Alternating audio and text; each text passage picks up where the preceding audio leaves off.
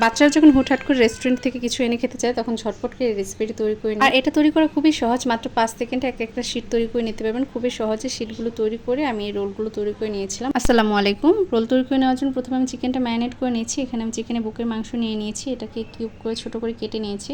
এরপর দিয়েছি 1 চামচ পরিমাণ আদা রসুন বাটা, দিয়েছি 1/2 চামচ পরিমাণ জিরার গুঁড়া, 1/2 চামচ ধনিয়ার গুঁড়া আর 1/2 চামচ পরিমাণ গরম মশলার গুঁড়া, দিয়েছি 1/2 চামচ পরিমাণ মরিচের গুঁড়া আর দিয়েছি পরিমাণ মতো লবণ। এবারে সব কিছু একত্রে খুব ভালোভাবে মিশিয়ে নিব। আপনাদের হাতের কাছে যদি সয়া সসটা থেকে থাকে সেটাও দিতে পারেন। এবার এটাকে ম্যারিনেট করে একটা সাইডে রেখে আমি এখানে শীত তৈরি করে নেওয়ার জন্য ব্যাটারটা তৈরি করে নেব। এর জন্য 1.5 কাপ পরিমাণ আটা নিয়ে নিয়েছি, চাইলে ময়দা দিয়ে ওই রেসিপিটি তৈরি করে নেওয়া যাবে। এরপর দিয়ে দিচ্ছি পরিমাণ মতো লবণ। এবার সব কিছু একসাথে মিশিয়ে নিয়ে অল্প অল্প করে পানি দিয়ে পারফেক্ট একটা ব্যাটার তৈরি করে নেব। একসাথে অনেক বেশি পরিমাণ পানি দিতে যাবেন না, অল্প অল্প করে পানি দিয়ে পারফেক্ট একটা ব্যাটার তৈরি করে নেবেন। এই পর্যায়ে কিছুটা পরিমাণ মিশ্রণ আমি উঠিয়ে রেখে দিচ্ছি। এই পর্যায়ে এটা অনেকটাই স্টিকি আছে, এটা দিয়ে আমি রোলের সিলটা মেরে নিব।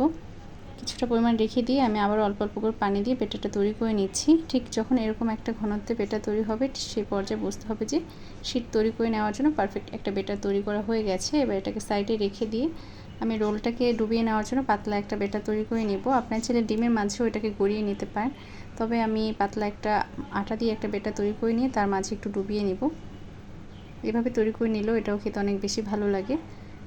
এবার আমি চিকেনটা রেডি করে নিব। রোলের ভিতরে যে পুরটা দিব সেই পুর রেডি করে নেওয়ার জন্য এখানে চুলায় একটি প্যান বসিয়ে নিয়েছি, তাতে পর্যাপ্ত পরিমাণ তেল দিয়েছি। এবার আগে থেকে যে ম্যারিনেট করা চিকেনটা ছিল সেটা দিয়ে কিছুক্ষণ ভেজে নিব। 5 থেকে 6 মিনিটের মতো ভেজে নিলেই হয়ে যাবে। আর এই চিকেনটা হতে খুব বেশি সময় লাগে না, যেহেতু চিকেনের বুকের মাংসটা নিয়েছি তাই খুব দ্রুত এটা সিদ্ধ হয়ে যাবে।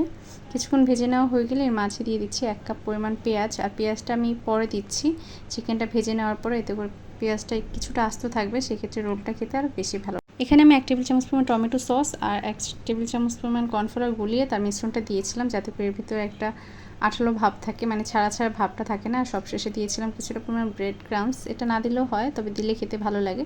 সব কিছু একসাথে মিশিয়ে নিয়ে নামিয়ে নিলেই পুরটা রেডি হয়ে যাবে। আর এখানে আমি শীটটা তৈরি করে নিচ্ছি একটা কাপের সাহায্যে। যে পাতলা ব্যাটারটা তৈরি করে রেখেছিলাম সেটা দিয়ে প্যানটা ঘুরিয়ে নিলে খুব সহজেই শীটগুলো তৈরি হয়ে যাবে। একটা শীট আপনি মাত্র কয়েক সেকেন্ডের মধ্যে ভেজে নিতে পারবেন, খুবই পাতলা হয়ে থাকে এই শীটগুলো। এবার এটা দিয়ে রোলটা তৈরি করে নিব। এর জন্য আগে থেকে যে চিকেনের পুরটা রেডি করে রেখেছিলাম সেটা দিয়ে দিচ্ছি, যে শীটগুলো তৈরি করে নিয়েছিলাম তার উপরে। আর যে স্টিকে একটা রেখেছিলাম আটার মিশ্রণ সেটাও লাগিয়ে নিচ্ছি চারপাশে। এবার রোলের ভাঁজটা দিয়ে নিব। খুবই সহজ এই ভাঁজটা দেওয়া, দেখেই বুঝতে পারছেন কীভাবে আমি রোলটা ভাঁজ করে নিচ্ছি। এই একই পদ্ধতিতে আমি সমস্ত রোলগুলো তৈরি করে নিব। তারপরে যে পাতলা ব্যাটারটা তৈরি করেছিলাম তার মাঝে ডুবিয়ে নিয়ে ব্রেড ক্রাম্বস নিয়ে নিয়েছি, আপনার চাইলে বিস্কুটের গুঁড়াও নিতে পারেন, তার মাঝে গড়িয়ে নিয়ে ভেজে নিলেই হয়ে যাবে। চুলা আঁচটা মিডিয়ামে রেখে উল্টে পাল্টে সময় নিয়ে ভেজে নিলেই হয়ে যাবে। আশা করছি আজকের রেসিপিটি আপনাদের ভালো লেগেছে। যদি ভালো লাগে অবশ্যই লাইক কমেন্ট শেয়ার করবেন। আল্লাহ হাফেজ।